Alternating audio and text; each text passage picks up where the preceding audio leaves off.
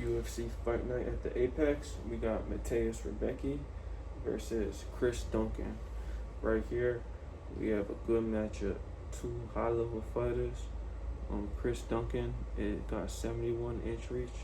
He's 4-1 in the UFC, 3-0 in the B League Bellator, and 1-1 in the G League at Dana White Contender Series. He got knocked out by Borishev and got, I think, submitted by Manuel Torres. And he's been doing his thing in the UFC, 4-1. Rebecca. Just to give you a quick fact, though, he was his underdog in the last fight against Jordan Vucevic, and he beat Vucevic, and Vucevic got cut. And he's the underdog again in this fight, and I think it's the same odds, but Vucevic was 0-2 in the UFC, so he wasn't even anything got cut. Now he's fighting Rebecki. Now Rebecki is a problem. Rebecki is a 66-inch reach. He's 4-1 in the UFC. He got knocked out by Diego Ferreira, but that was low-key a fluke, because like he just beat Ortebel, and if you beat Ortebel, that's like some shit. I had a parlay for like 80 bands, and Ortebel was the only person who lost, and that I seen the odds flip right before the fight. That's always a bad sign. I had a funny feeling in my stomach, and Rebecki somehow beat him. I remember the whole time at the terminal thing, like the kiosk, his orbital was sticking out to me, but I'm like, nah, it's a free win. And I should have chosen him. I can't buy like 50 bands, but I forced it and put orbital to beat Rebecki for 80 bands, and he lost. So I definitely remember Rebecki. And right here, Rebecki is minus 200, minus 205. I think this is a big money play on Rebecki right here.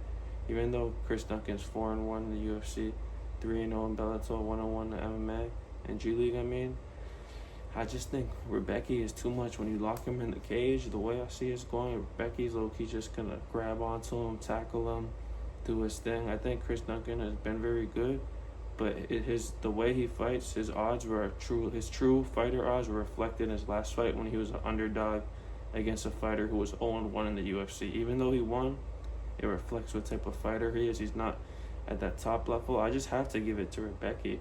If you beat Mattel Orbo, though, I gotta give it to you. Like, Chris Duncan is not even close to Mattel Orbo. So when Rebecki beat Orbo, I know he got knocked out by Diego Ferreira, but it's kind of a fluke unless Chris Duncan knocks him out too. How are you losing to Chris Duncan and Diego Ferreira, but you beat Orbo? That would make no sense to me, but it could happen, but I don't think so. I think this is a big money plan on Mateusz Rebecki. If you just look at the matchup, Rebecki is just like one of those fighters from European countries that's just a level above, and I just think Chris Duncan's a level lower. Even though Chris Duncan's been very good, he's been showing out, doing his thing. He's not like a fighter you really fear, and Rebecki's not a fighter you fear, but it's like, it's going to be a long day in the office when you're fighting Rebecki. So I got to get minus 205 odds. That's some good odds. You can put 2 bands to win a band, 4 bands to win 2 bands. I might do that. I might put 2 bands to win a band for this, 4 bands to win 2 bands, because I think Rebecki's low-key a lock. It's going to be a good fight, but I think when you just lock him in the cage, Rebecki's just the better fighter at the end of the day. And I don't know how he's going to get done, decision, knockout, or submission, but I think it's most likely a decision, but I can't really say because he could get it done anyways. And I think Rebecki is the pick. You got to rock with Rebecki. He beat Mattel Orbo, though. If you beat Mattel Orbo, I can't go against you. Mateusz Rebecki versus Chris Duncan. Mateusz Rebecki, big band pick.